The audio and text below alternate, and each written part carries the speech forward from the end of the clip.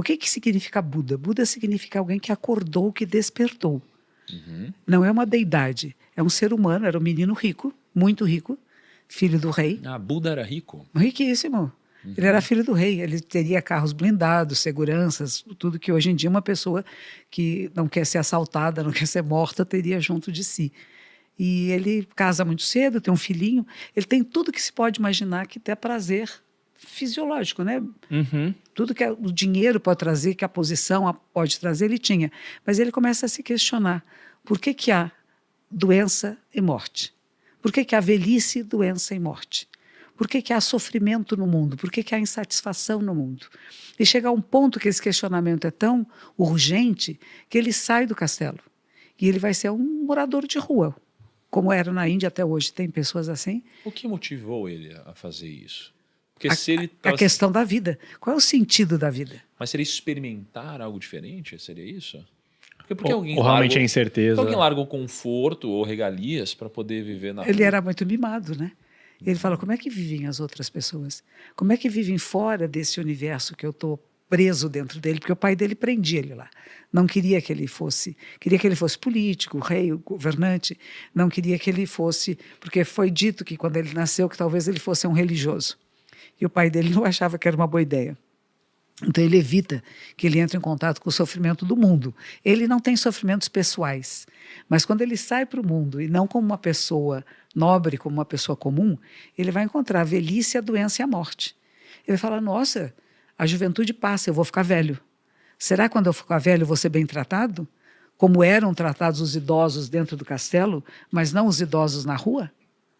Será que eu tenho saúde, mas eu posso ter qualquer doença?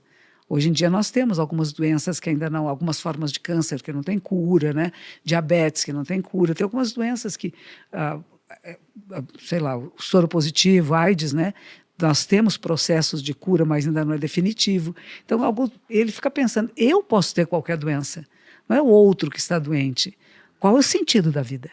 E ele acaba vendo uma pessoa que está sendo cremada em praça pública, lá perto do Rio Ganges, e ele diz assim, nossa... E a gente derrete, né, dentro do crematório, que não é um forno, né? É uma fogueira ao ar livre. E fala, qual o sentido da vida? E as festas que ele tinha no castelo, não tinha televisão, não tinha internet, né? Era tudo ao vivo. E as festas acabam perdendo um pouco a graça. O paladar perde um pouco o sentido, porque ele entrou em questões existenciais. Qual o sentido da vida? Por que a gente vive? Se a gente vai todo ficar doente, velho, vai morrer. Tem algum sentido essa existência? E isso queima ele tão grande que ele precisa sair do castelo, ele não aguenta mais viver lá. E ele sai escondido. E ele corta os cabelos, que o cabelo era o símbolo da casta, e vai para as montanhas, e vai fazer yoga. Yoga é muito antiga, tem mais de 5.000 anos. E ele encontra um grupo de praticantes de yoga e fica lá por 6 anos. Mas ele diz, não é suficiente. Eu fui muito mimado, eu preciso de práticas mais austeras. E ele vai fazer jejuns, tinha um grupo de austeridades, e ele se junta a esse grupo que fica sem comer, sem beber, sem dormir, achando que se você negar todas as necessidades biológicas, você acessa a níveis superiores de compreensão da vida. Vida, morte, o que é isso? O que estamos fazendo aqui? Para que serve, né? E é isso que está perturbando ele. E aí ele percebe um dia que ele está mais fraco, ele não está mais sábio. Ele tropeça e cai, porque está fraquinho, está sem comer. E aí passa uma pastora, uma moça pobrezinha, que dá para ele arroz doce. Ele come, começa a revigorar suas forças e vai sentar-se em meditação, que é o que a gente começou falando aqui, né? Que a gente chama em japonês de zazen. Za quer dizer sentar e zen é meditação. Ele já sabia meditar no yoga, mas ele nunca tinha feito apenas a meditação. Então ele diz, eu não me levanto enquanto não encontrar a resposta.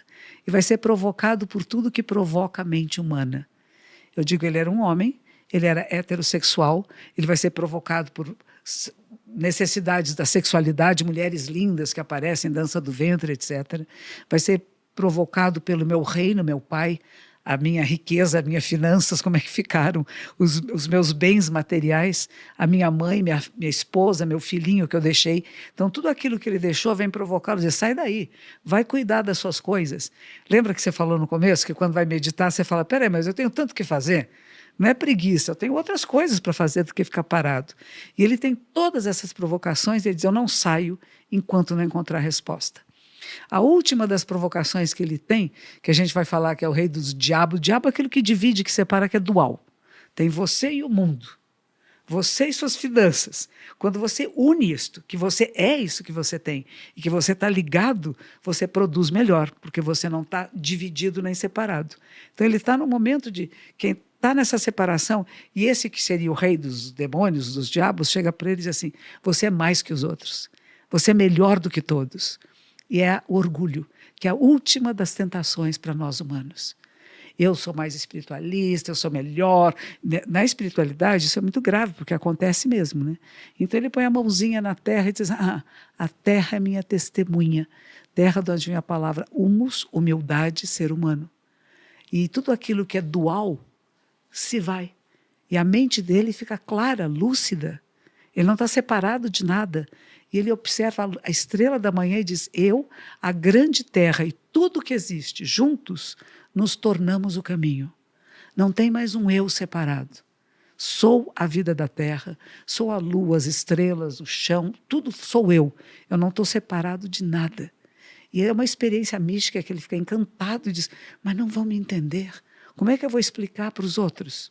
E aí conta a lenda que ele ouviu uma voz celestial que diz, use meios hábeis, meios experientes, para que as pessoas tenham a mesma experiência que você.